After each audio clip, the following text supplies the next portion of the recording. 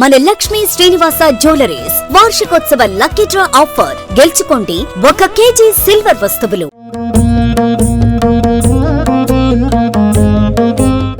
మూడవది మిథున రాశి. ఇందులో మృగశిర నక్షత్రం సంబంధించిన 3, 4 పాదాలు, ఆరుద్ర 1, 2, 3, 4 పాదాలు, పునర్వసు నక్షత్రం 1, 2, 3 పాదాలు. వీరికి ఆదాయం 14, వ్యయం 2, రాజపూజ్యం 4, అవమానం 3. ఈ రాశి వారికి ప్రతి రాశి వారికి చదివేటప్పుడు గమనించండి, గురువు, శని, రాహువు, కేతువు 4 చెప్తారు ఎప్పుడైనా.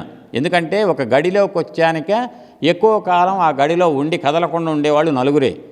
చంద్రుడు ఉన్నాడు అనుకోండి, 2.5 రోజులే ఒక గడిలో, మళ్ళీ వెంటనే ఇంకొక గడిలోకి వెళ్ళిపోతాడు. ఆయనది పెద్దగా లెక్కేసుకోరు, ఆ 2.5 రోజులే ఉంటుంది ఆ చంద్రగ్రహం యొక్క ప్రభావం. కానీ ఈ గురుగ్రహం, శనిగ్రహం 2.5 సంవత్సరాలు ఒక గ్రహం ఒక గడిలోకి వస్తే, రాహుకేతువులు. కాబట్టి ఈ మిథున రాశి వారికి గురుగ్రహం మే 13 వరకు వృషభ రాశిలో ఉంటాడు. మే 13 తర్వాత మిథున రాశిలోకి వెళ్తాడు. అక్టోబర్ 18 నుంచి కర్కాటక రాశిలోకి పోయి తిరిగి డిసెంబర్ 5న మళ్ళీ కూడా జన్మస్థానం అయినటువంటి మిథున రాశిలోకి వస్తాడు గురుగ్రహం.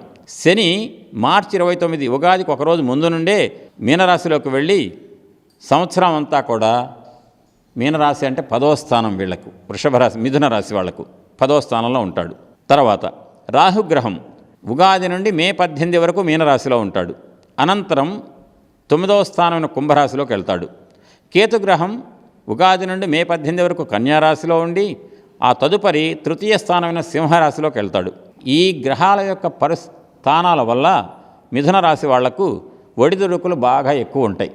ముఖ్యంగా మిథున రాశి వాళ్ళు చాలా జాగ్రత్తగా, ఎవరన్నా మీకు తెలిసిన వాళ్ళు ఉన్నా, మీలో ఎవరన్నా ఉన్నా కూడా కొంచెం ఈ సంవత్సరం జాగ్రత్తలు ఎక్కువ తీసుకోవాలి, భగవద్ ఆరాధన ఎక్కువ చేయాలి. వారికి ఒడిదుడుకులు ఎక్కువ ఉంటాయి. ఆదాయానికి మించిన ఖర్చులు, తలపెట్టిన పనుల్లో మధ్యలో నిలిచిపోవటం, ఆటంకాలు, కాలయాపన, ప్రతి చిన్న విషయం కోపం పెరుగుతుంది, ధన వ్యయం అవుతుంది. ఇంటా బయట కూడా ఒక్కడు కూడా మిథున రాశి వాళ్ళ మాట ఏకీభవించరు. ఎందుకంటే వాళ్ళ మాట మాట్లాడుతుంటేనే ఎదుటివారికి కోపం వస్తుంది. భార్యాభర్తల మధ్య అన్యోన్యత ఉండదు అసలు.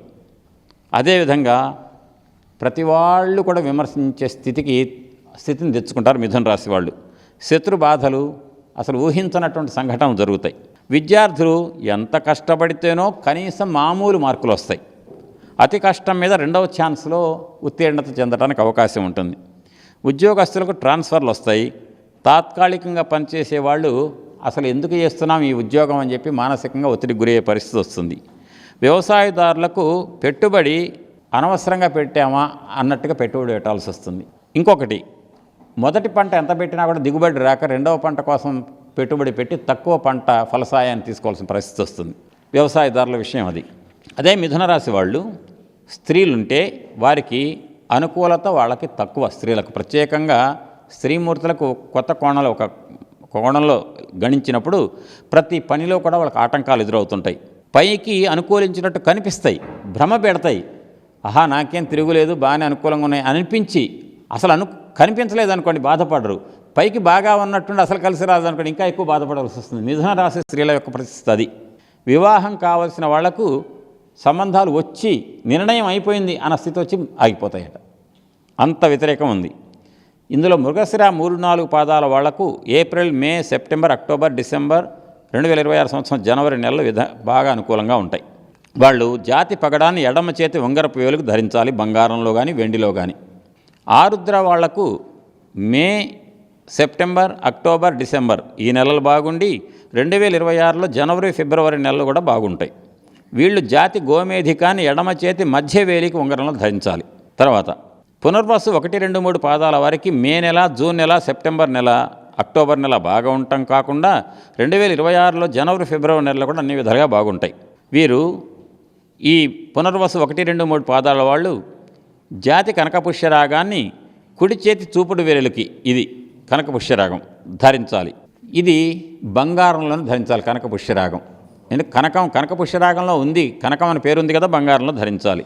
ఇక ఈ మిథున రాశి వాళ్లకు మొత్తం మీద చూసుకుంటే గురుడికి జపం దానం చేయాలి, రాహుకి శనివారం నాడు మినుములు దానం చేయాలి, దత్తాత్రేయుడి యొక్క ఆలయం, షిరిడీ సాయి మందిరాలకు దర్శనం చేసుకుని సద్గురు యొక్క కటాక్షానికి తాపత్రయం తపించాలి గురువు అనుగ్రహం కోసం. బాలా త్రిపుర సుందరి దేవి ఆలయం కనుక సమీపంలో ఉంటే వెళ్ళి ఆ త్రిపుర సుందరి దేవి యొక్క నామాన్ని జపించడం చాలా మంచిది. ఇక్కడ భార్యాభర్తల మధ్య అన్యోన్యత లోపిస్తుంది కదండి.